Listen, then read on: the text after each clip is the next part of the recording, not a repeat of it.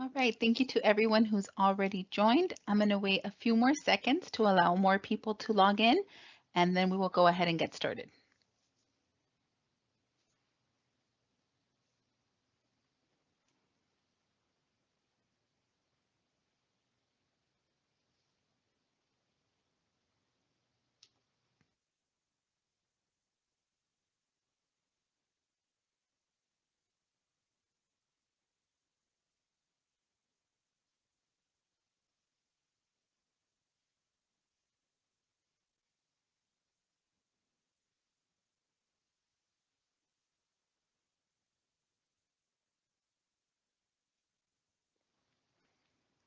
Okay, good morning, everyone, and welcome to the SBA's certification webinar. Thank you for joining us this morning. My name is Sandra Anguiano, and I am a business opportunity specialist at the Orange County Inland Empire District Office. We cover Orange, Riverside, and San Bernardino counties here in Southern California.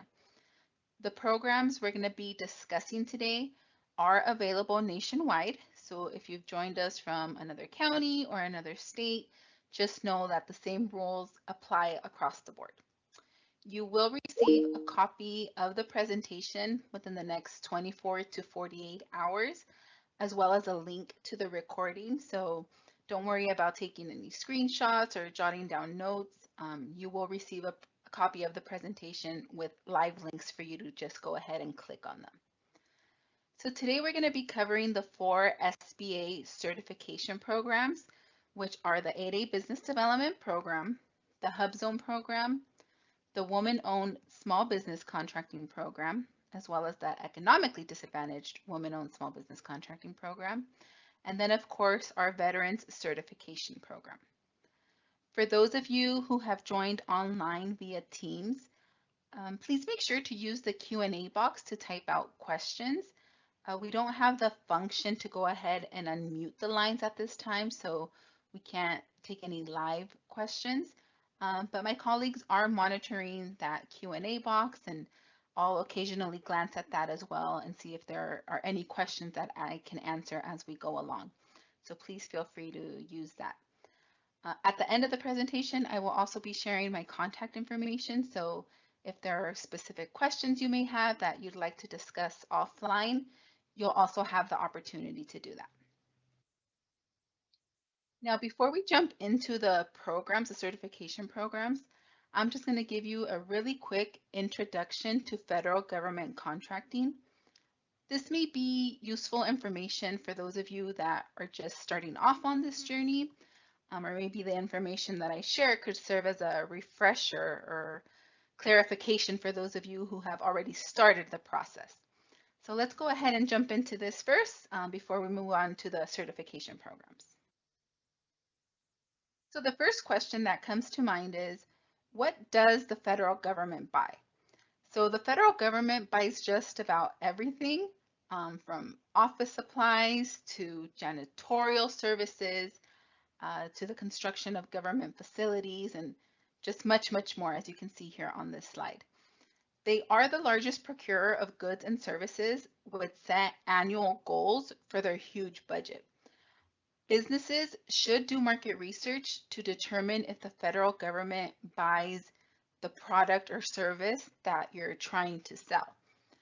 In the next few slides, we're going to cover a few useful links for you to use as a starting point to get you started with this market research.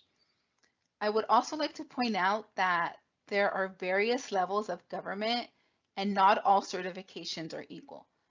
The state has its own process of procuring, cities have their own programs, even large businesses and prime contractors have their own process. So identify who you want to do business with to determine what certification it is that you need. So where can you go to conduct market research? Here we have a few links for you, I should say. For all government certifications, you will be required to have a SAM account, the System for Award Management. So this is something that you want to get started on as soon as possible. On this website, you can search by keyword, by industry, You can look up specific states or even a specific agency to find opportunities. Anything that's over $25,000 is required to post on here. We also have the Dynamic Small Business Search System, or DSBS. This site allows you to look at which contractors are currently selling to the federal government. It's a great way, to help you identify your competitors. This system is managed by the SBA. And once you get certified into any of SBA's certification programs, DSBS is where you're going to go look up, your certification date, when it expires, or anything like that, any dates associated with your certifications within the SBA. We also have the Interagency Contract Directory, which has, a lot of information on there, which I'll cover in the next slide. And then we have USA Spending. So this site provides information on how the federal government spends money, every fiscal year. And it also provides information on how they forecast to spend money in the next fiscal year. So it's the official source for spending data for the US government. So check that out once you get a copy of the presentation. We also have the GSA e-library. This is your one source for the latest GSA contract award information. And they have a bunch of information listed on their website as well. And then there's also the Acquisition Central site, which I'll briefly highlight in the next slide. So once you visit all of these links, it's going to take you to their sites. It's a great starting point for you to conduct market research. You'll see that every single one of these websites offers trainings, webinars, and they provide you with points of contact for any questions you may have. So check those out. So of that previous slide, these are probably the most important to keep in mind. As I said, SAM, the System for Award Management, is an essential resource. All federal contract solicitations or invitations to bid with the value of $25,000 or more are published on this website. You can set up your profile for free. If you have any trouble, setting that profile up, you can reach out to one of our resource partners that would be more than glad to help guide you through that process. There are a few steps and some accounts you have to set up before you can create your profile. So it's a good idea to have someone, double checking your work to make sure there's no delays in setting up your profile.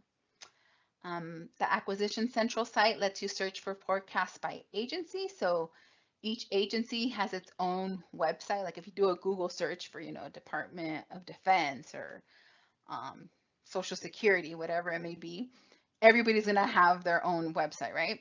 So this website, Acquisition Central, consolidates all that information. So it's like a one-stop shop versus going to various websites. So the law does require agencies to compile and make available projections of contracting opportunities that small, minority, and women-owned businesses may be able to perform. So they also have opportunities for like HUBZone and the service-disabled veteran-owned small businesses. Now, a wealth of information can also be discovered by visiting the Interagency Contract Directory. So this is a central repository of indefinite delivery vehicles awarded by the federal agencies. So you can find here, GSA schedules, basic ordering agreements, and just, different delivery vehicles that are available within the federal government. So please be sure to visit these sites. The federal government has prime contracting procurement goals that must annually be met. There are certain set-asides for certification programs and socioeconomic categories. Of the huge budget that the federal government receives each year, 23% of their total contracting dollars must be spent on small business. Specifically, as highlighted on this slide, there are targeted set-asides and acquisition goals for the following programs. 5% must go to women-owned small businesses. 13% must go to small disadvantaged businesses, and this includes firms that are certified into our 8A program. 3% must go to HUBZone businesses. 5% must go to service-disabled veteran-owned small businesses. So these set-asides are reserved for small businesses between 3,500 to 250,000. On this slide here, just for reference, we have the FY23 achievement. You can see, the percentage that was achieved and the dollar amount that went into each of these programs. For FY23, actually, the goal was only 12% for small disadvantaged businesses, and this year they upped it to 13%. Their goal is to eventually have that go up to 15% by fiscal year 25. So we'll see if they do bump that for next year, but for this year it's at 13%. So we'll have to wait to see what that achievement was. But $76.2 billion were awarded to small disadvantaged businesses. You see here 30.9 billion went to women-owned small businesses, 17.5 billion to HUBZone certified firms, 31.9 billion for service-disabled veteran-owned small businesses. We have a link here, a source link for you to check out the report of where these numbers came from. You can see the breakdown if you're interested in gathering that information as well. And as you see here highlighted in red, that all entities must register on sam.gov. Now, in order to be eligible for the SBA's certification programs, you must be a small business in accordance with the SBA's size standards. So the SBA determines the size standards for a small business, and there are two ways that size is looked at. So the size of your business is determined either by your average revenues over the past 5 years or by the number of employees if you're a manufacturer, dealer, or wholesaler. So this is going to depend upon your primary industry code. You will need to determine your primary industry code in order to determine if you fall under the threshold for revenue or for number of employees. There's a link for the size standard table provided in this slide. There are hundreds of NAICS codes, so the first step would be to identify your code and then look it up to determine if you are considered small based on SBA's size standards. What types of businesses are getting contracts with the federal government? This slide here provides an overview as to how or where the government spent its money. It is broken down by industry codes. There are various sectors depending upon which product or service you provide. Industry codes are very important in the federal government. You want to make sure that you get familiar with them. Everywhere you turn, they're going to ask you for NAICS code, NAICS, NAICS, NAICS. You're going to hear this over and over again. The North American Industry Classification System. Essentially, what that means is that you pick the code that best suits your business, and you're going to use it when you're asked for your code. No one assigns you a NAICS code. It's not something you apply for. It's something that you alone must identify, your industry code. So these NAICS codes are used to track what the federal government is buying. You're going to have this number listed on SAM to demonstrate that you can provide a specific product or service. As long as you have a business, you must have a business activity. So your code merely describes your primary and secondary income producing lines of business.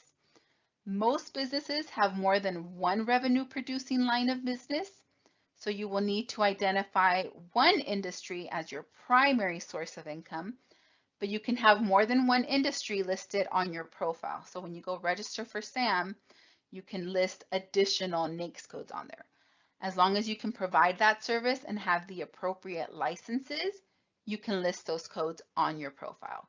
But one of those codes must be identified as your primary. That's where you generate the most revenue for your business from. As you start working with the federal government, you may want to look for opportunities as a subcontractor. Typically, primes or large businesses get contracts, right? So subs work under them. If you aren't at the level to perform on your own as a prime, you would want to subcontract. It is a great opportunity for small businesses to gain capacity and experience, as you can list this as past performance for working as a subcontractor. Large procurements also have subcontracting requirements, so prime contractors are looking for small businesses like you. You want to make sure you visit their website or contact their supplier diversity department to learn how to do business with them and become a sub under them, just to gain you that experience until you're ready to pursue these contracts on your own. As you start digging into contracting, you're going to discover that there are many tiers. Here are a few tips that we offer for starting to work with federal agencies. We recommend that you focus on a few agencies at a time. Do your research and just concentrate on those. There are numerous agencies and they all buy various things. So you want to make sure that you review forecasts to see what's coming. Visit their websites, find out what they have listed out there, what information they're sharing with the public. You can also contact the agencies directly. Each website, each federal agency on their website will have a listed Office of Small and Disadvantaged Business Utilization, OSDBU for short. And you can speak with them to learn how to do business with them. For everything, of course, you're going to have to register on sam.gov. Every contractor must be registered if you want to do business with the federal government. This is where the federal government will confirm you are a legitimate business. This is also where you will be paid for providing your product or service. So this is going to be step number one for any of SBA's certification programs. It does take a few weeks to get this profile verified and active. I know in the past it was taking 4 to 6 weeks. I think right now it's up to maybe 8. So you want to make sure you start setting this up as soon as possible. To set up a profile, it is completely free. So, when you visit the website, make sure it is sam.gov, that it's not .net, .com, .org. If you're asked to pay, you're in the wrong spot. So just look for that note there in red, official US government website, 100% free.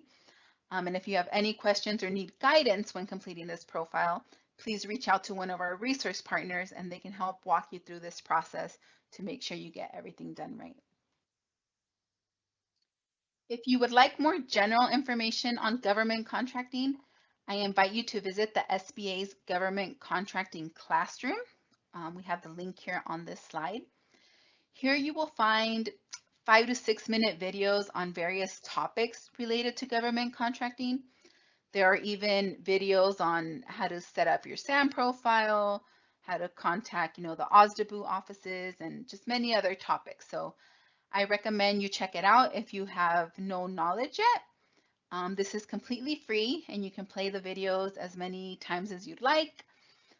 You can also look up the SBA's YouTube channel with helpful videos and demonstrations to help you, once you are ready to apply for the program. If you are interested in doing business with other government levels, you're going to want to visit their website. All of SBA certification programs are at the federal level. If you are looking to get certified as an SBE or DVBE, you would need to go through state procurement. So if you are within here, our Tri-County area, you can reach out even to, our counties, Orange, Riverside, San Bernardino, to learn how to do business with them. Different organizations administer different programs, so their process is completely separate from the SBA application. So just make sure you identify what you're trying to get certified for to know who you need to contact. For assistance, you can reach out to your local Apex Accelerator. This was formerly PTAC there, that last line we have here. It's now Apex Accelerator. This resource partner is funded by DoD and they assist small businesses with procurement. So I invite you to check out your local program. It's really important to find out, who you want to do business with first to learn what you need to do in order to participate in their programs. We cannot stress that enough. Okay, so this concludes the introduction to federal government contracting. I know I went over this pretty quickly, but it's just general information for you to think about, to get you started before you go and apply for SBA's certification programs. I hope you have found this information useful and that you visit the links when you receive a copy of the presentation. One last thing I would like to mention is that the SBA is currently undergoing a certification upgrade. This is going to affect all applications for 8A, HUBZone, WOSB, EDWOSB, and SDVOSB, right? All of our programs. So the SBA is currently upgrading its application portal for all of the certification programs. Initial certification applications will not be accepted during this upgrade period. The upgraded system is expected to be available for new applications in early September. So keep an eye out for the latest information on that. If you did happen to get your application in before August 1st, then it will continue to be processed during the upgrade period in the order it was received. So, as it stood before August 1st, there were 4 different systems, 4 different logins, 4 different processes you had to, follow with different rules for every program. So everybody was on their own thing. Every certification program was running its own system. So you had to answer like the same questions in 4 different platforms, and it was not a good customer experience. So with this new system, they're consolidating all of that to, make it easier for you to apply to all the programs at once versus going to 4 different platforms for that. So we're hopeful that this is really going to streamline the process. And once they start accepting applications in September, it'll be a faster turnover to get accepted into these programs to get certified. As you can see here, they're trying to improve that SBA certification customer experience with just one login, one common application, one place for you to go and upload your documents. They're going to streamline the decision time, and it's going to be the same team processing all 4 certifications. So everyone's going to be connected, talking to each other, and avoid all these delays that we've seen in the past. So for now, you'll have to wait until September to submit your applications, but today we will just be covering the eligibility criteria for our programs. All right. Okay, so if anybody joined our webinar a little late, just know that you will be receiving a copy of the presentation as well as a link to the recording. So you don't have to worry about anything that you may have missed already. But just now we're going to go ahead and get started with the information on the 8A Business Development Program. And again, I invite you to enter your questions into the Q&A box as we cannot unmute the lines, but my colleagues will be answering those questions there in the Q&A box. All right, let's jump into the 8A Business Development Program. So this program was named after a section of the Small Business Act and designated to help small disadvantaged businesses to compete in the American economy and access the federal procurement market. It was created to help firms that are owned and controlled at least 51% by socially and economically disadvantaged individuals. In the next few slides, we will talk about what it means to be socially and economically disadvantaged once we get to the eligibility criteria. And we will also go over what it means to be owned and controlled and how the SBA reviews that information. The program provides entrepreneurs with targeted management and technical assistance to help them compete for contracts and other business opportunities. This program offers a 9-year term and a one-time only participation. So what are the benefits of the program? Why should you get certified in the 8A program? As I previously mentioned, the federal government's goal is to award at least 13% of all federal contracting dollars to small disadvantaged businesses each year. As a participant in the program, we will provide you with management and technical assistance, marketing and outreach assistance, assistance with the mentor-protege and joint venture programs. You can even form joint ventures with established businesses through the SBA's mentor-protege program. And you will have access to surplus property. These are tools and equipment from the state that you could get for pennies on the dollar. You usually just have to pay for like the shipping of the item from wherever it's located here within the state of California or whatever state you reside in. The biggest draw to the program, however, are the contract set-asides and sole source award opportunities. So these set-asides can be for up to $4.5 million for goods and services and up to $7 million for manufacturing. And as you see here, we have that in fiscal year 2023, firms were awarded $76.2 billion in federal contracts. So that went up from the FY22 achievement, which was only $69.9 billion. As a small business, you can also participate in the SBA's Empower to Grow program. This was formerly known as the 7J Management and Technical Assistance Program. So you want to make sure you can take advantage of various courses and trainings that are available to you at no cost. So the program provides eligible disadvantaged U.S. small businesses with free business courses, tailored training, one-on-one consulting to support their growth, operations, hiring, even like your regulatory compliance and government contracting competitiveness. So visit the link here to check out the resources that are available to you completely free.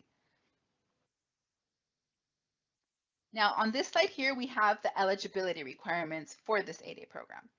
And in the next few slides, we will be talking about, each of these categories. So each category listed here will be something that you will be asked to provide information for in order to determine your eligibility.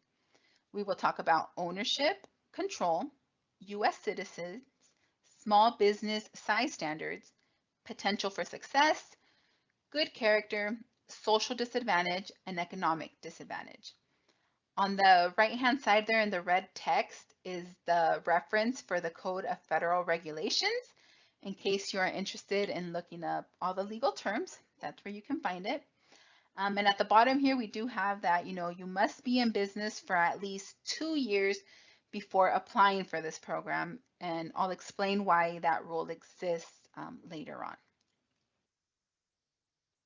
First, let's talk about ownership. We require that the individual upon whom eligibility is based directly and unconditionally own at least 51% of the firm. This must be direct ownership by the disadvantaged individual. You cannot be owned by another company. You cannot be owned by another trust. You must be the individual owner at 51% or more. That can be more than one person to make up the 51%. If you have more than one owner, each individual will need to meet every eligibility criteria. If you are married and residing in a community property state, such as California, it may be necessary to submit a notarized transmutation agreement to ensure that the disadvantaged individual owns at least 51%. Community property rights impact unconditional ownership. There is no requirement on the structure of the business. You can be a partnership, an LLC, a corporation, a sole proprietorship, whatever business structure you wish. But these are examples of what the SBA will require to demonstrate that 51% ownership. So we're going to take a look at things like stock certificates and ledgers, your IRS 1040 Schedule C, if you're a single member LLC, just different schedules depending upon your structure. You're going to have to submit a copy of your firm's tax returns. So what the reviewer or analyst that reviews your application is going to be looking for is for proof on paper that you can demonstrate that you own at least 51% of the business. Another criteria is control. We require that the individual hold the highest position, be the highest compensated. You have to devote full-time hours at the business concern during normal business hours. This excludes any outside employment or business interests, which may hinder the firm in achieving the goals and objectives of the 8A program. The individual applying for the program must have the required management experience to operate the firm. So your firm's going to have to show that one or more socially and economically individuals, are the ones that are making the long-term decisions, are running the firm's day-to-day business operations. Make sure you're receiving the highest compensation, that you possess the appropriate amount and type of management experience that's needed to run the firm, that you have the ability to hire and fire, and of course you must be physically located in the United States. For all of SBA's programs, you must be a U.S. citizen in order to participate. You will be asked to provide a copy of your U.S. passport or your certificate of naturalization. To be eligible for the program, you must be a small business. So as we discussed in the introduction, what does that exactly mean? So you're going to have to identify your primary NAICS code or industry code and determine, whether you fall under the threshold for average revenues over the past 5 years or the number of employees if you're a manufacturer, dealer, or wholesaler. We have a link here to the size standard, the SBA size standard table. You can also just do a simple Google search and it should pop up for you as well. So like I said, there are hundreds of NAICS codes. So first step is to identify your code to make sure you fall under those thresholds. The SBA is also going to take a look at the firms and the principal's relationships with other businesses and other individuals through prior relationships, family ties, or any common investments. So if you have ownership in other businesses, you must disclose that information. Just keep in mind that this is used to determine the size of your business. Potential for success. So your firm must have the necessary track record and financial capacity to perform successfully on contracts awarded in the 8A program. So your firm's going to have to meet the potential for success criteria. So typically this is demonstrated by the firm being operational for at a minimum 2 full years. And this is going to be verified by revenues reported in your primary NAICS code, as reported on your firm's business tax returns. So we just want to make sure that participants in our program are ready and that they will be successful in the program. We don't want this to be a burden or to cost you any money. We want you to make money and win contracts once you're certified into the program. The federal government has certain requirements for businesses that are looking to bid on projects which are very different from the private sector. So in anticipation of that, we do a precursor and review your business. We look at your financial capability, just to make sure there's sufficient capitalization, financial performance, bonding capacity, manageable debts. We look at your managerial and technical capability, performance on previous contracts, firm has the necessary personnel, licenses, certifications, facilities, and prior experience. We also look at your management capability, education, experience and training of CEO and other managers, magnitude and complexity of past or current jobs and your management systems. And then we also take a look at the qualifications for your ability to perform on federal contracts. So any relevant contracting experience, your ability to meet federal procurement policies. This is just to be sure that if you get into the program, you can take advantage of those contracting benefits and you'll be able to successfully bid and win on these contracts. So you must be in business in your primary NAICS code for at least 2 full years immediately prior to the date of your 8A application. So what does that mean? So For at least 2 years prior to applying, you must have been doing business in that primary NAICS code. That's another important reason why you need to identify that code as soon as possible. Sometimes businesses transition from doing one thing to another. It could be in a related field, it could not. So what we are looking for is proof that you have been doing work in the same NAICS code for at least 2 years. You must provide proof that you have generated revenue. Now, if the business has not generated revenues for the preceding 2 years, you don't have the tax returns to verify that. You can request a waiver, the 2-year waiver, if you have not been in business for 2 years, or if you switch to a different industry where you cannot demonstrate that you have been doing business in that specific NAICS code for 2 years. If that's your case, you're going to need to request a waiver. However, there are some conditions that must be met for them to approve this. You must have substantial business management experience. You must demonstrate technical expertise. You must have adequate capital, and you must have a record of successful performance on contracts. So a waiver of the 2-year rule may be granted, but the firm has to address each element of the 2-year waiver in detail. So you're going to have to provide copies of contracts, letters of reference to verify successful contract performance, copies of invoices, and proof of payment on invoices.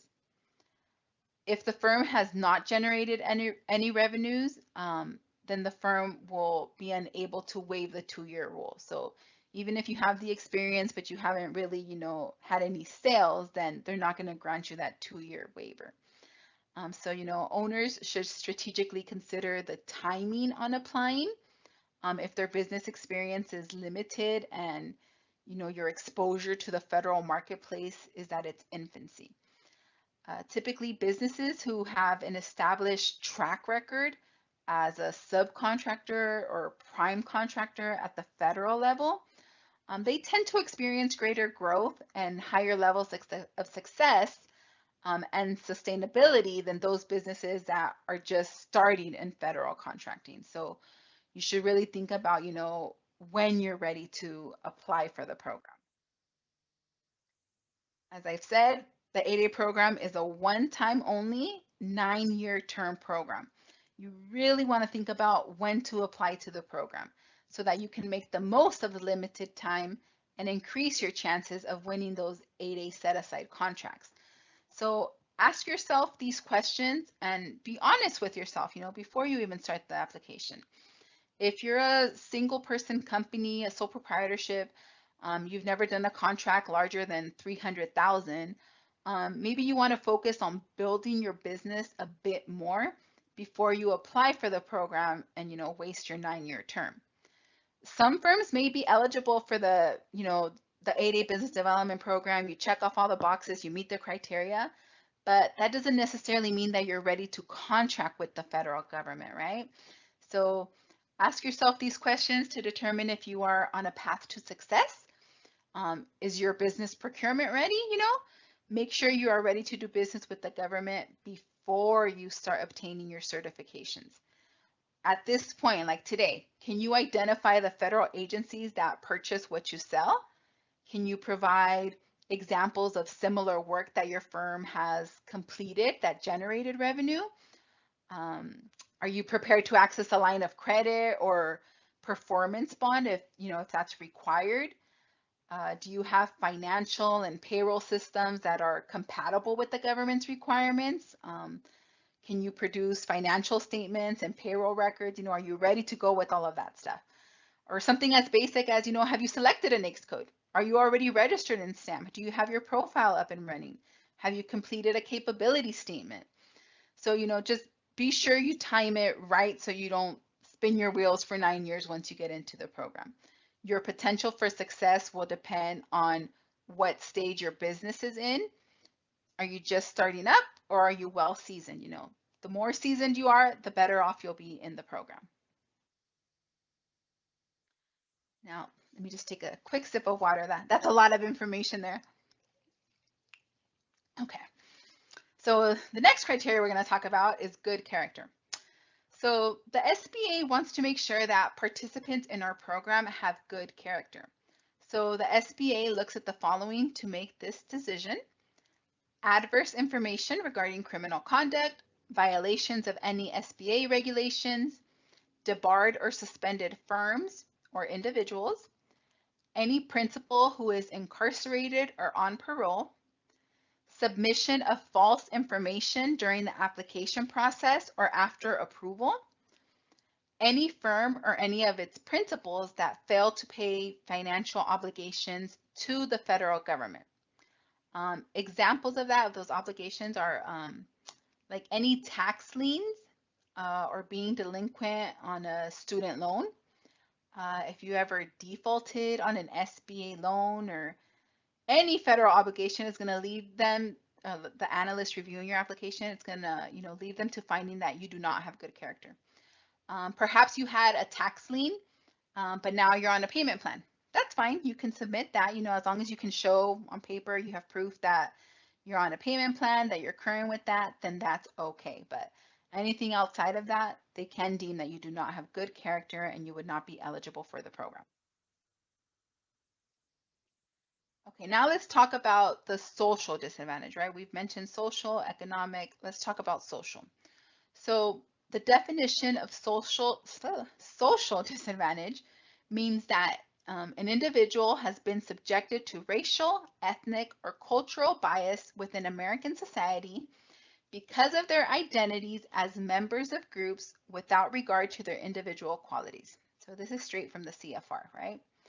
The discrimination or bias experienced by an individual must be chronic, substantial, and have occurred within American society. So an individual only needs to establish their social disadvantage once for the entirety of the program term. So just when you are submitting that application is when you have to prove your social disadvantage, right? So SBA must determine that the discrimination, has occurred within American society, not within another country. And this discrimination must have negatively impacted your entry or advancement in the business world. So to demonstrate social disadvantage, you're going to have to include a few elements, right, when you're completing the application. So an indication of which identity is the basis of social disadvantage, or if you have multiple identities, you're going to by clearly describing which identity or characteristics you possess, which have been subject to discrimination. That's going to help the SBA understand your experience and eligibility for the 8A program. So, some of the factors include race, religion, ethnic origin, gender, sexual orientation, identifiable disability, isolation from American society, and there are others as well, other categories of identities or characteristics which have formed the basis of successful social disadvantage submission. So it's going to be important for you to specify these within, what category they fall into in order to form the basis for your social disadvantage. So for example, you could argue that or prove that you're a subcontinent Asian American woman. So, that would be a specific identity within a race and gender category, something like that. One identity or characteristic is sufficient to establish your social disadvantage, although individuals with multiple identities or characteristics may wish to specify more than one, as it is often difficult to determine which single characteristic is subjected to discrimination. Descriptions of incidents in which bias or discrimination has occurred. So an individual should typically provide 2 incidents of bias to establish chronic and substantial social disadvantage. One incident may be enough to establish social disadvantage if it is pervasive or recurring. So the SBA does recommend that you limit yourself to 2 examples just to avoid unnecessary delays during the review process. Now, your experiences should be related to education, employment, and business history. Um, and then if you visit that guide for writing a social disadvantage narrative, it'll give you some examples as to, what SBA considers those factors, right, for those different areas. So you want to make sure you check that out before you go ahead and apply for the 8A program. Okay, so now let's talk about the economic disadvantage. So a socially disadvantaged individual must also be economically disadvantaged. So to be a participant in the program, you must be both. You have to be socially and economically disadvantaged. It's not one or the other. You have to be both. If it's more than one applicant, all applicants must meet the criteria as well. So in order to be deemed economically disadvantaged, the SBA reviews the individual's personal net worth, which must be less than $850,000 after we exclude all legitimate retirement accounts and any equity in the primary residence and the applicant firm. We also review the individual's total asset level, which may not exceed 6.5 million, with the only allowed exclusion being legitimate retirement accounts. And then also the individual's average 3-year income, which may not exceed 400,000. Now, California is a community property state, so we will look at your spouse's assets as well. So we're going to split everything 50-50. Whatever you claim to own on your own, 50% goes to your spouse and 50% will go on your personal financial statement for purposes of determining your adjusted net worth. Your salary or income will be verified through your personal tax returns as well. If you are interested in calculating this for yourself before applying, you can look up SBA Form 413. You can do a quick Google search for this or visit SBA's website and we'll have it on there as well. So this form is going to help you list out your assets. So if maybe there is something you didn't think that we would ask for, the form is going to help you, line by line, calculate what your adjusted net worth would be. So those are the eligibility requirements for the 8A program. And during the application process, you will be asked questions in all of these sections. So, just make sure that you are honest and forthcoming when you complete the application. There are specific questions that are asked on the application and a big part of the eligibility criteria for the program. So if you don't disclose information and the SBA discovers it, it will create more issues for your application. Findings will not keep you from getting approved, but they will need to address certain things more closely. So, there's a question on there like, have you ever been convicted of a crime? Whether big or small, it's not going to hurt your application. It's better to disclose and not have the SBA come back and ask for more information or make it seem like you're trying to hide it, right? Even if it was a small ticket, you should answer yes to avoid additional questioning. You don't have to be arrested or go to jail for it to appear on your record. Even a small infraction would appear on your record. So we will have to come back and ask for an explanation. Why didn't you disclose this? It can technically affect your eligibility, but it won't always, but it can. So just be forthcoming so we don't have to go back and say, hey, what happened here? Why wasn't this disclosed? They won't hold things against you necessarily, but if you are not truthful, it can affect your eligibility. So the analyst will have to go, back and forth to determine what is going on. So it's just better to be honest when you're answering those questions. What are some things that would have an impact on your application? If the analyst notices a pattern of you constantly getting in trouble, if you're in and out of jail, if you have any felonies or violence, your business integrity, if you're writing any bad checks or things like that, that may have a big impact on your application. Now, what kind of things really wouldn't impact your application? Let's say you have an underage drinking citation or a citation for recreational drug use or jaywalking. Something like that is not going to affect your application. So just be as honest as possible when you are completing the application, so that they don't have to come back and question you even more. Now, there are a number of resources that are available to you on SBA's website, as well as a dedicated email box for general information. If you have technical questions when completing the application, you're going to want to reach out to the help desk. Now, previously that was that certified help desk, but we don't know what it's going to look like come September 1st. That's why today we didn't cover like the application process, because we're going through that upgrade phase. So we'll have to wait and see next month to see what that's going to look like. Now, locally, we can answer general questions about the 8A program, but we have no say when it comes to your application. When you submit your application, it's going to go to a processing center either in San Francisco or Philadelphia, and the analysts there are the ones that are in charge of who gets accepted into the program or not. So you'll have a point of contact once you submit your application, but locally we can just answer general questions about the program until you're actually accepted in the program. I do recommend that you reach out to one of our resource partners, the SBDC or SCORE. That way they can review your application before you submit.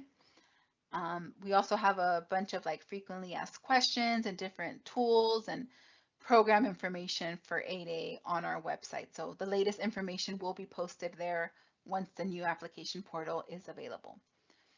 Once you are approved for the program, you will be assigned a business opportunity specialist, such as myself, at your local district office. So depending on where you're located, that's where you will be assigned.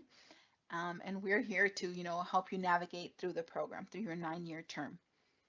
All right, so this concludes the information on the 8A program. Let me just check if we have any questions that are still pending in the Q&A box before we move on.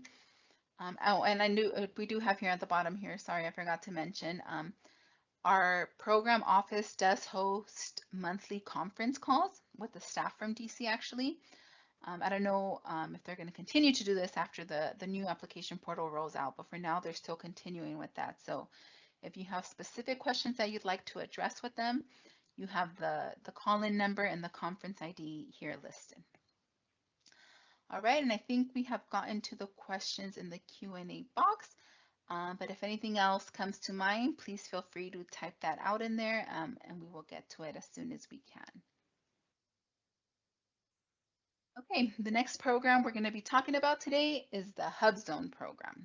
So we'll talk about the program benefits and the eligibility criteria for this program. So what is a HUBZone? So HUBZone stands for a historically underutilized business zone. So the program was designed to help small firms in certain communities gain access to federal contract opportunities. So HUBZone areas are typically areas of low median household incomes or high unemployment, or it could even be both. We will talk about how you identify these zones in the following slides, just to give you a general idea as to where they are located. But low income, high unemployment areas are typically where HUBZones are located. The government has a mandate of awarding 3% of all prime contracting dollars to HUBZone certified firms. In FY23, the federal government spent $17.5 billion on HUBZone contracts. At any given time, there are about 5,000 small firms nationwide that are certified into the HUBZone program. There are contract set-asides and sole source opportunities for firms that are certified into the HUBZone program. Now, the HUBZone program also offers a 10% price evaluation preference that's applied to full and open competition. So what does that mean? So if you are certified as HUBZone and you bid on a project that is open to competition, then you get a 10% price evaluation preference applied to the contract when you're being compared to a large business.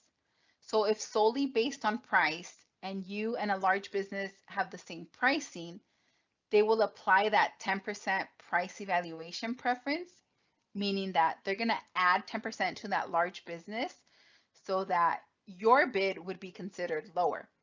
So this is the only federal program that applies this benefit outside of set-asides, because generally your benefit is for your certification only, but this program lets you use it on full and open competition. So that's one of the great perks of being certified into this program. So where are the hub zones? Across the country, there are more than 22,000 communities that are designated as hub zones.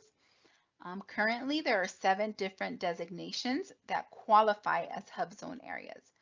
So these are census tract, a qualified census tract, county, Indian land, disaster area, so any natural disasters such as, a flood, fire, or hurricane, BRAC, or qualified base closure area. So this stands for, base realignment and closure. It's the congressionally authorized process DoD has used to reorganize its base structure to more efficiently and effectively support our forces, increase operational readiness, and facilitate new ways of doing business. And then, of course, we also have redesignated or transitional areas, and the governor's designated areas. So the basis for all these areas are high unemployment and or low income. Information is gathered from the Department of Labor, from census data, to make that determination. Now, the hub zone maps are updated every 5 years, as opposed to annually. So in the past, every year, the hub zone maps were being updated, but now they've changed that to be updated every 5 years. So this 5-year redesignation provides small businesses with the ability to plan and invest in their hub zone communities without fear that their designation may change from one year to the next. And then the SBA regulations provide an additional 3 years of designation for expiring hub zones. These are what are known as those redesignated or transition areas, to help companies prepare for the transition to a new hub zone. So every 5 years, you're going to see, that the HUBZone program is required to update those HUBZone designations, to ensure that the program continues to serve the communities that are most in need of assistance. I think it was just updated, was it last year, 2023? So the next update will take place in July of 2028, to reflect any changes, to qualified census tracts and qualified non-metropolitan counties. In 2026, it may be updated to reflect the expiring redesignated areas. And then, of course, there are going to be updates throughout any year to reflect any new and expiring governor designated covered areas, as well as qualified disaster areas as appropriate. So generally it's going to be every 5 years, but there are special cases where, they can go in at any time and update those as well. If you visit the SBA website, you can find the hub zone map, to look up your address and see if you are located within a hub zone. The map is color coded, and it's pretty easy to read. You can play around with it, zoom in and out, to identify these qualified areas. So this is a good tool to use if you're thinking about moving your business or opening a new business, and you want to take advantage of that hub zone certification. Now, we do recommend that you enter a specific address for best results, because if you're just glancing at it, one side can be a qualified hub zone area, and then across the street it's not. So just make sure if you have a specific address, enter it there, just to make sure that, yes, you're going into a qualified area.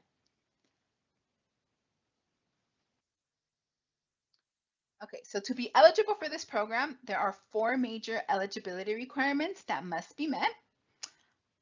So you must be a small business in accordance to SBA size standards. You must be at least 51% owned by U.S. citizens. If there are multiple owners making up that 51%, all owners must be U.S. citizens. The SBA does not consider holders of permanent visas and resident aliens to be citizens. Your principal office must be located within a hub zone, and you must have at least 35% of your employees residing in a hub zone.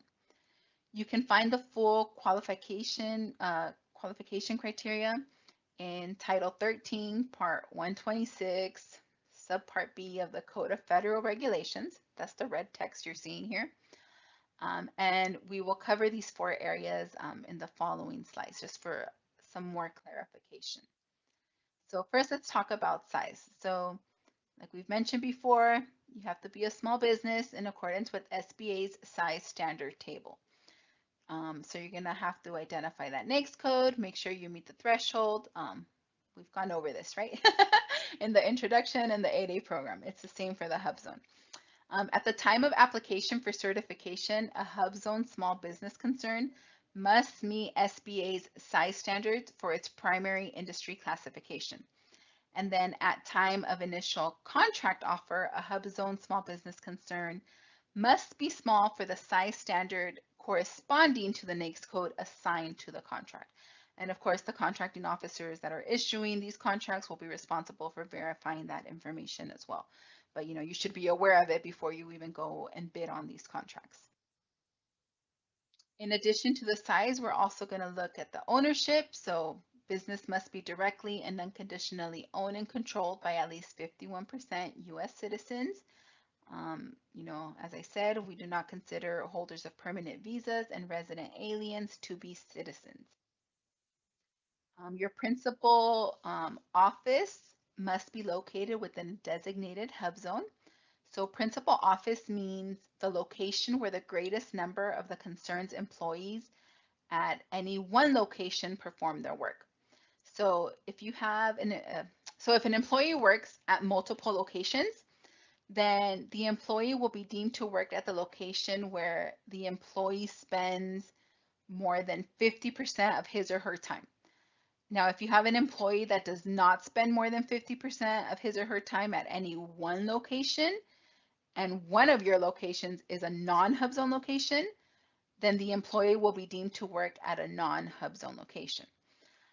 In order for a location to be considered the principal office, the concern must conduct business at this location. So this is where you're running, the daily operations of the business.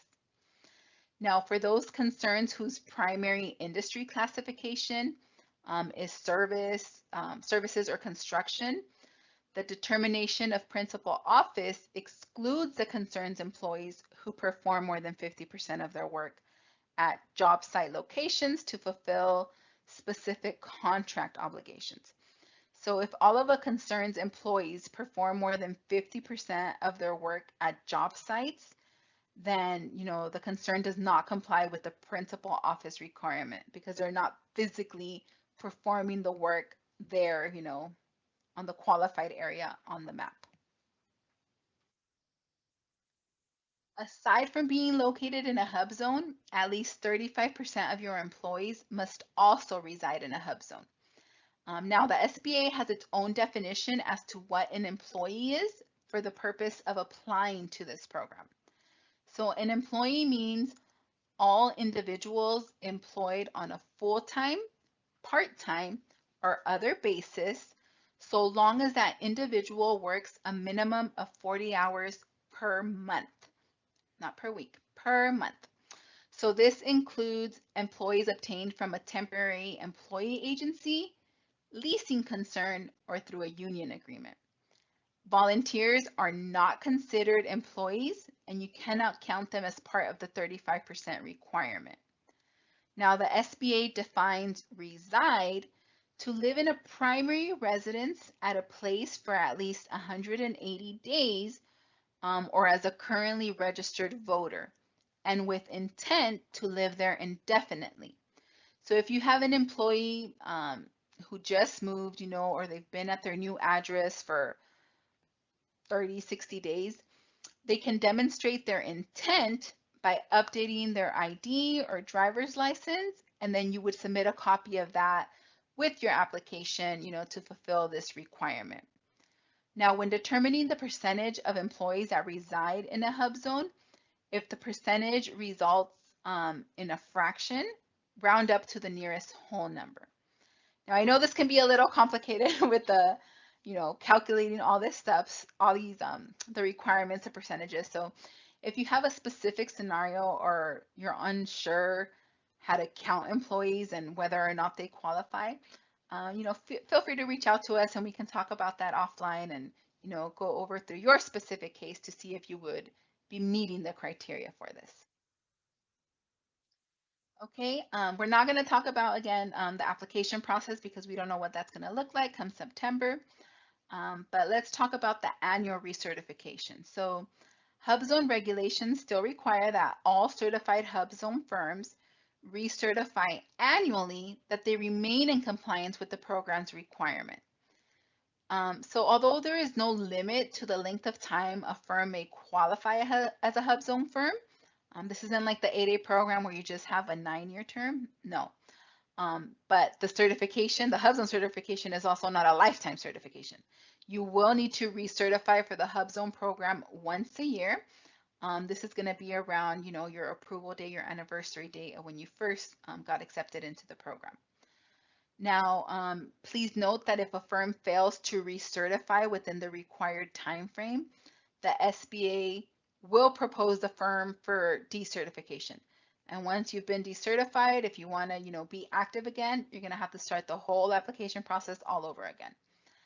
So, once you get accepted into the program, take a look at this recertification fact sheet that we have available for helpful tips on completing these steps.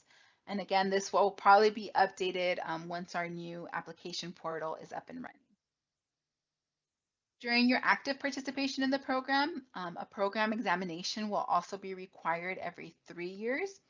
This may sometimes include a site visit that would be conducted by a member of the district office. So a program examination is an investigation by SBA officials to verify the accuracy of any certification made or information provided as part of the HUBZone application or recertification process. So you're going to need to provide documents similar to those that you submitted with your initial application. So this is going to include corporate documents, your payroll records, utility bills, your employees and their addresses, your lease agreement, and things like that. So you'll receive an email or communication from headquarters with instructions when it's time to complete these steps. Now, some of the possible outcomes of a program examination include that, the SBA determines that you continue to be eligible, then that's fine. They send you a written notice. You continue to be HUBZone certified. They update your status in DSBS that you're good to go. Or the SBA can determine, that your firm is not eligible. They're still going to send you a written notice and tell you, hey, we're going to decertify you unless, you address all these issues that we have. You have 30 days to submit it or else, you're out of the program. So again, they'll reach out to you and let you know which way they are planning to go.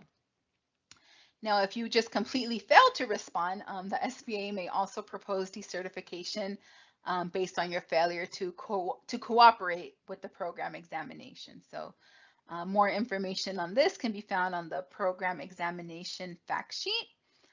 And then there's also a video available for you once you are certified into the program. Now, in order to get the most of your HUBZone certification, make sure that you take advantage of all the resources that are available to you. Participate, in a joint venture. You can get enhanced market penetration, share costs and expenses and returns, increase your knowledge and experience. You can also utilize the Mentor Protege program. This can help you enhance your capabilities, help meet established business plan goals, improve your ability to compete for contracts as well. You want to make sure you access other certification programs. Gain access to further contracting opportunities by combining the HUBZone certification with other certification types. If you're eligible for the A-Day, the WOSB, the VetCert Program, even certifications at the state and local levels, whatever you're eligible for, you should apply for that, You can receive technical assistance for business plans, coaching, technology, and financing services through, our SBA resource partners. So check them out, see where your local resource partner is at, make an appointment with them, take advantage of the free resources that they have to offer. Um, like I said, they offer assistance with training, executive education, one-on-one consulting, in a broad range of business disciplines. So take advantage of that. You must be proactive in your self-marketing. The HUBZone Certification Program is not a contracting program. The program requires significant commitment on the part of the business to market its product or service in order to succeed in the program. So focus on areas in your niche market and prioritize. Identify federal buyers, get to know them, identify the agency contracting procedures, and those who make the buying decisions. Make contacts through small business events and network your business, right? Show off that you get certified into the HUBZone program. The contracting officers are going to be looking for you to meet their annual goals, so it's a win-win for all. Now, there are a number of ways to get assistance with your HUBZone application. I would like to mention that the HUBZone program is managed out of DC, so your application goes to them. To get more specific answers, we recommend that you contact them directly.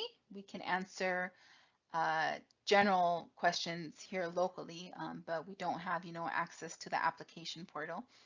And I don't think we'll have it come September either. So they do have a dedicated email address for all inquiries, hubzone@sba.gov.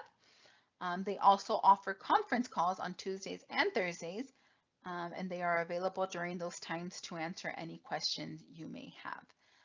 I leave you here at the bottom with the link to the HUBZone maps, so you can check that out, plug in your address, and see if you are eligible for this program.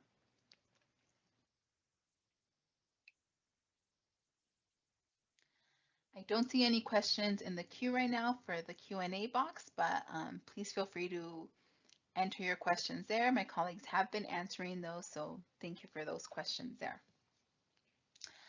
All right, the next program we're going to be talking about is the Woman-Owned Small Business, or WOSB for short, and Economically Disadvantaged Woman-Owned Small Business Certification, EDWOSB. So when buying goods and services, the federal government limits competition for certain contracts to women-owned small business and economically disadvantaged women-owned small businesses, right? If you participate in the SBA's program. So these are contracts, these contracts are in industries where women-owned small businesses are underrepresented. And some contracts are restricted further for the economically disadvantaged. Now, the SBA maintains a list of those eligible industries and their NAICS codes. So for this program, the federal government's goal is to award at least 5% of all federal contracting dollars to women-owned small businesses each year. So joining the WOSB program makes a business eligible to compete for federal contracts set aside for the program. Now, firms can still compete for contract awards under other socioeconomic programs they qualify for. So you're not limited to just participating in the WOSB program. If you're eligible for HUBZone and 8A and state certifications, you can apply for all of them. Now, firms that choose not to participate in the SBA's WOSB program, they may continue to identify or self-certify as a woman-owned small business in SAM.gov for the purposes of competing for other contracts.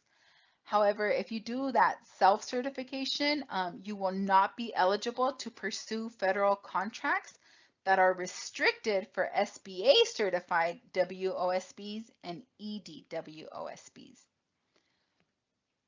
Now here for reference, we have that in FY23, WOSBs received $30.9 billion in federal contracting.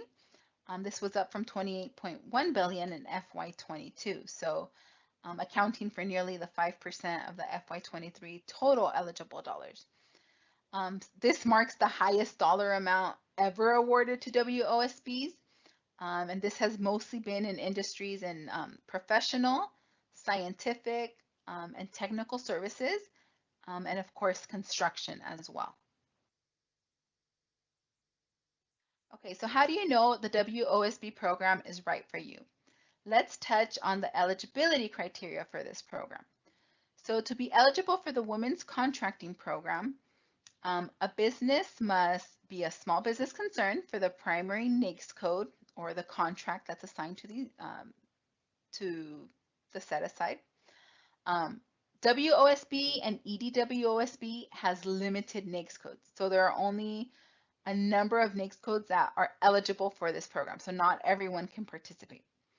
At least your business has to be at least 51% owned and controlled by one or more women who are US citizens. The 51% ownership must be direct and unconditional.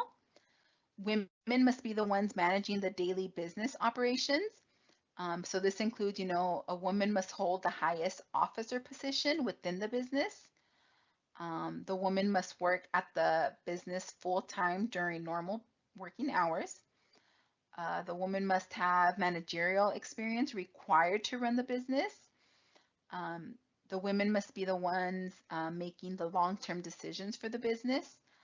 And then for this program, there's no minimum amount of time for the business to be operational. So if you're just starting up, you can go ahead and apply for this program. Not like the 8A program where we ask you to be in business for at least 2 years.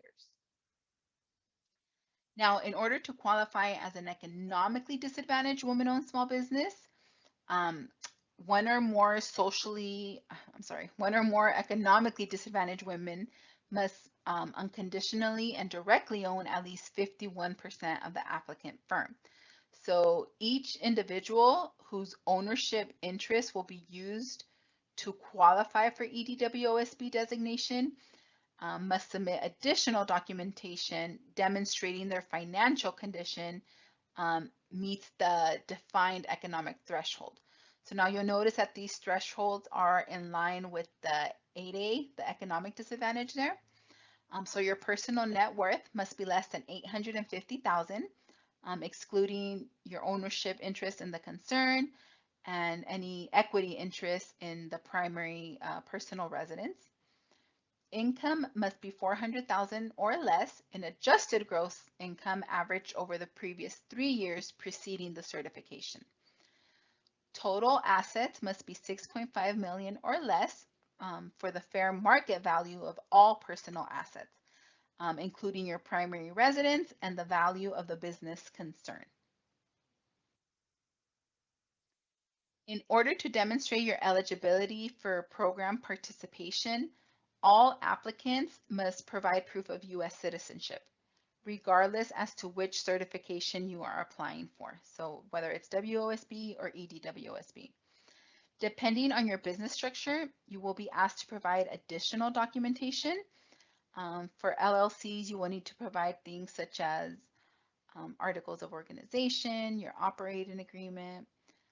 Corporations will need to provide articles of incorporation, bylaws, stock ledgers, etc. So it just needs to be proven on paper that women are running the business in order to participate in this program. So make sure you have all your legal documents and that is addressed within them. Now, the EDWOSB, economic disadvantage, is a subset of the WOSB. So as such, if you qualify as an EDWOSB, you automatically qualify as a WOSB. Now, if you are applying for the EDWOSB certification, additional documentation will be needed to, prove your economic disadvantage.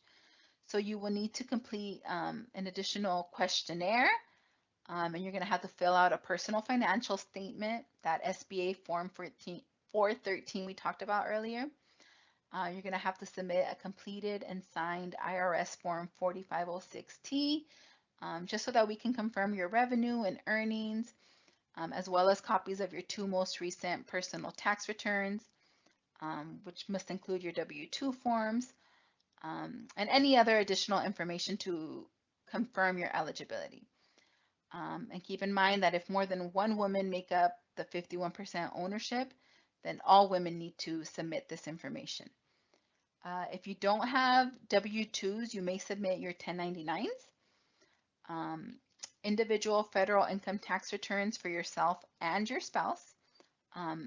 If you're filing separately, make sure to include all tables, statements, schedules, as well as your last 2 years complete federal business tax returns should also, include all tables, statements, and schedules.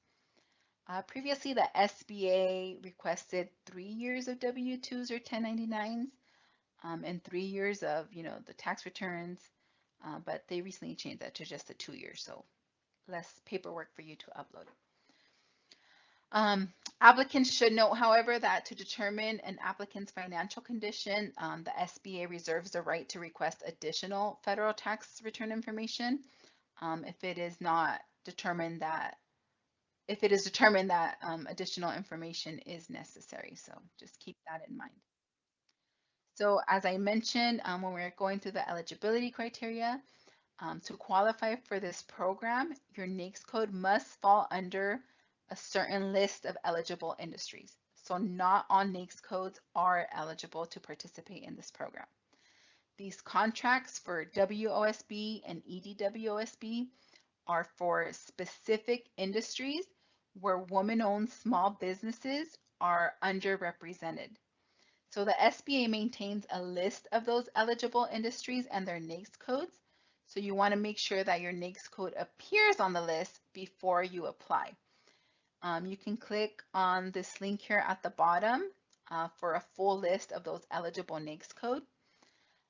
If your NAICS code is not on either list, then there are no contract opportunities for you under this program. Okay, so if you're not on the list, then it's really not worthwhile to apply for the program right now because there aren't going to be any contract opportunities for you.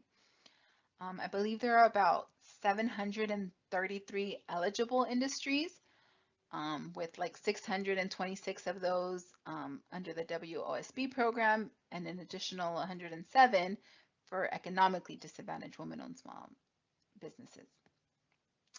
So Congress requires the SBA to conduct a study every 5 years to identify industries in which small businesses owned and controlled by women are underrepresented in the federal marketplace. If you visit our website, you can find the most recent study. I forget when that was, so I don't know if it's going to soon be updated again, but all that information is on our website if you're interested in reading up on that. Just for reference here, we have that, at any given time nationwide, there are about just under 6,000 firms that are certified into this program. And we have a list here of like the top NAICS codes that there are contract opportunities for. This was in 2022, so hopefully soon they'll be sending out, updated information on that. But you can see that for both WOSB and EDWOSB, the 541611 NAICS code is up there. For the EDWOSB, you see 236220, which is the construction field, right? That sector, 2354 is like services, professional, and things like that. So that's where most of the money is going to for firms that are certified in the WOSB and EDWOSB. This program is also managed by headquarters, and only they can answer questions regarding your application. If you have specific questions, you can reach out to them at wosb@sba.gov. And then I'm sure they're going to provide us with an updated email address if you experience any technical difficulties when trying to complete the application. They'll have a new help request button on there, I'm sure. If you are interested in signing up for training directly from our program office, please send an email to wosbtraining@sba.gov. They host their own webinars as well every now and then to provide, the public with more information. We'll see what the application process looks like come September, because I know right now that the processing time was taking like 8 months or so. So hopefully, it's going to speed up now that they have this new system in place, because 8 months is a really long time to be waiting around to see if you're going to get approved for a program. Once they do have a complete application, I do know that they have to render a decision within 90 days. So hopefully, it'll be streamlined with the new system coming up. All right, so that concludes the information on that program. Let me check the Q&A box really quick before I move on to our final presentation.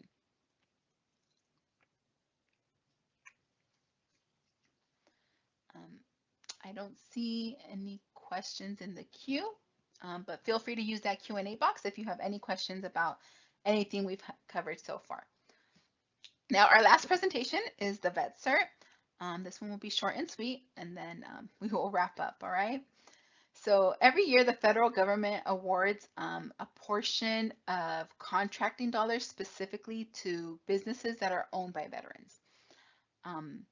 Also, small businesses owned by veterans may be eligible to purchase, surplus property from the federal government, and I'll discuss that in the next few slides too. So what are the benefits of getting certified into this program?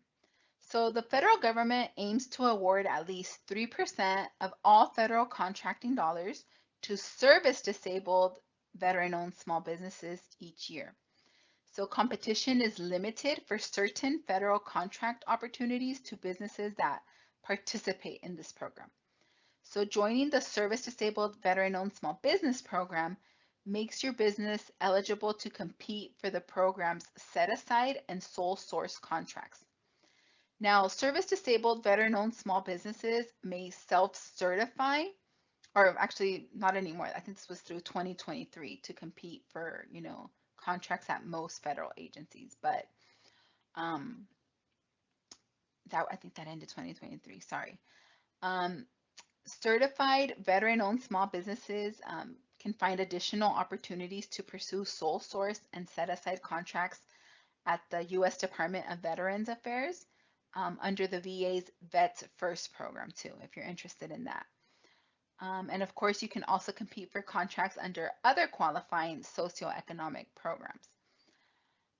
If you were previously certified through the VA, you're going to need to take action in the new VetCert portal because the VA is no longer, in charge of this program. This was handed over to the SBA last year. If you need assistance with that, please let us know. They have a dedicated number for that as well for assistance, or we can help you here locally with that general information. The VA does have a set aside of at least 7% of its contracts each year, specifically for certified veteran-owned and service-disabled veteran-owned small businesses as well. So the SBA has a 5% just for the service-disabled, and the VA has a 7% for veteran-owned and service-disabled.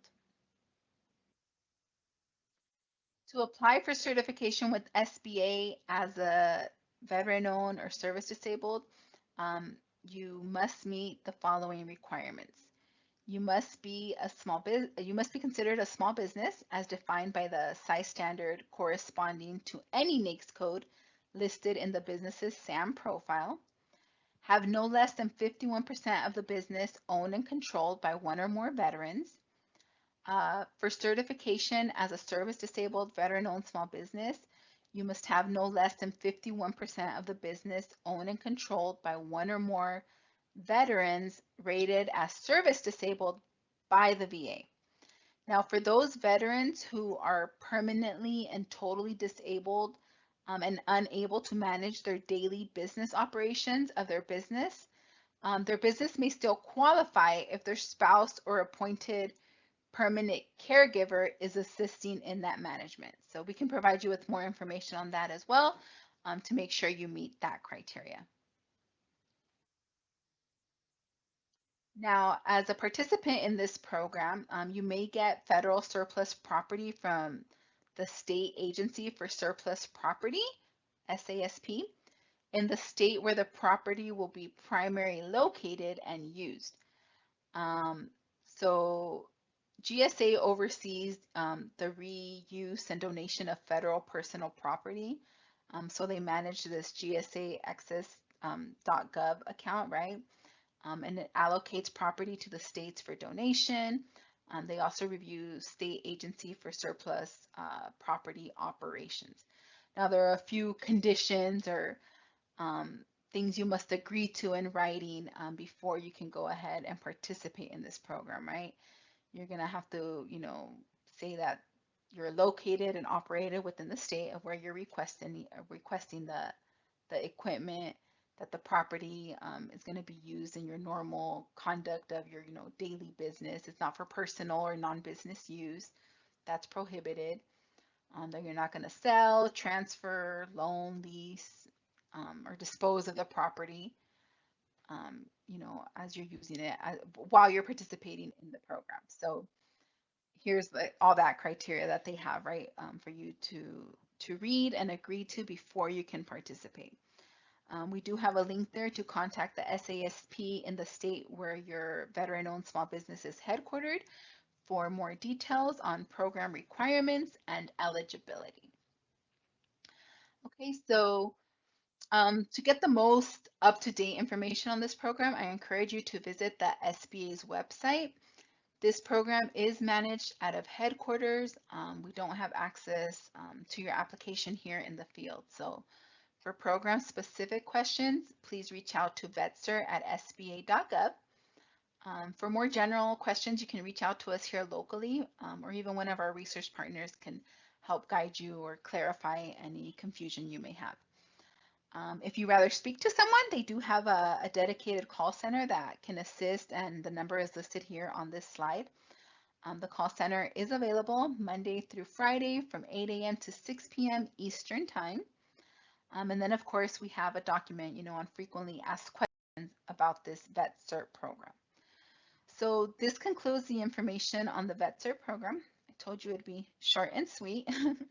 And we'll see how the application, I think this is one of the only program that the application process is not really going to change much on the new platform. I think they had kind of started working on it when this program rolled over to the SBA from the VA. So I think the other three programs are going to fall more in line with the way this application process was. But like I said, we're waiting to hear what that's going to look like. We're going to have demonstrations on that. We'll see if they, when they roll it out in September. They just told us early September, but we don't know the exact date yet. So please check out our website or check in with us here locally. We do conduct this webinar on a monthly basis, usually the second Wednesday of every month. So if we have information by next September 11th, I believe is our next webinar, we will have the most updated information then. But thank you so much for joining us today. As promised, here is my contact information. If you have any questions, please feel free to email me. I didn't list my phone number just because I've been having issues with that. I have a ticket in with IT that I guess when the public calls me, it says my number has been disconnected. So we'll see what that's about. But email is the best way to reach me. As I said, you're going to receive a copy of this presentation with the link to the recording. You're going to have access to the live links in the PowerPoint presentation. And if you have any questions, please feel free to reach out. I think we did get to all the questions in the Q&A box. We will stay on for another minute or so if there's any last minute questions you'd like to ask now. But if not, thank you so much for joining us today, and I hope to catch you at one of our next webinars. Have a good day. Thank you.